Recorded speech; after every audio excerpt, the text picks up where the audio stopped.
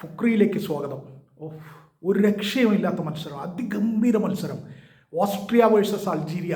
ഇരു ടീമുകളും ഇഞ്ചോടിഞ്ച് പോരാടി, ശ്വാസം നിലച്ചുപോയ മത്സരം. ഇരു ടീമുകളും 3 ഗോൾ വീതം അടിച്ച് സമനിലയിൽ പിരിഞ്ഞു. അതിഗംഭീര മത്സരം. ഈ ലോകകപ്പിലെ ഏറ്റവും മികച്ച മത്സരങ്ങളിലൊന്ന്, ലോകകപ്പിൻ്റെ ചരിത്രത്തിലെ തന്നെ ഏറ്റവും മികച്ച മത്സരങ്ങളിലൊന്ന്, അങ്ങനെ തന്നെ പറയണം.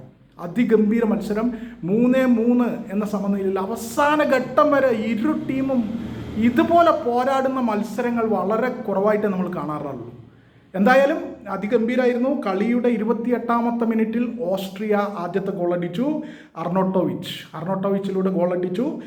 ആദ്യ പകുതിയിൽ തന്നെ അതിന് മറുപടി കൊടുത്തു അൾജീരിയ. 45ാമത്തെ മിനിറ്റിൽ ബെൽഗാലിയിലൂടെ തിരിച്ചടിച്ചു അൾജീരിയ. അങ്ങനെ 1-1 എന്ന നിലയിലാണ് ആദ്യ പകുതി അവസാനിക്കുന്നത്.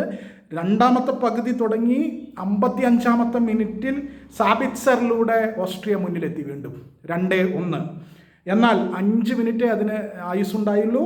60ാമത്തെ മിനിറ്റിൽ മഹ്റൈസ് അൾജീരിയ ഒപ്പെത്തിച്ചു 2-2. പിന്നെ ദീർഘനേരം ഗോളേ ഉണ്ടായിരുന്നില്ല. ഇഞ്ചോടിഞ്ച് പോരാട്ടം, ആക്രമണങ്ങൾ, പ്രത്യാക്രമണങ്ങൾ, ചെറുത്തുനിൽപ്പുകൾ, അതിജീവനത്തിൻ്റെ പോരാട്ടമായിരുന്നു അക്ഷരാർത്ഥത്തിൽ.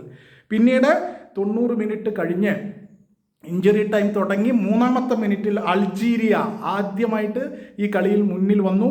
മഹ്റൈസ് തൻ്റെ 2ാമത്തെ ഗോൾ അടിച്ചു. ഗംഭീര ഗോളായിരുന്നു. എന്തായാലും ആ നിലയിൽ അൾജീരിയ ജയിച്ചു എന്ന് കരുതിയിരിക്കുമ്പോഴാണ് അതാ വരുന്നു ഓസ്ട്രിയയുടെ ഗോൾ.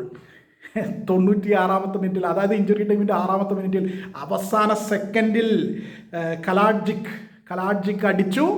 3-3. അത്രമാത്രം തീപ്പൊരി മത്സരമായിരുന്നു. അതിഗംഭീരം.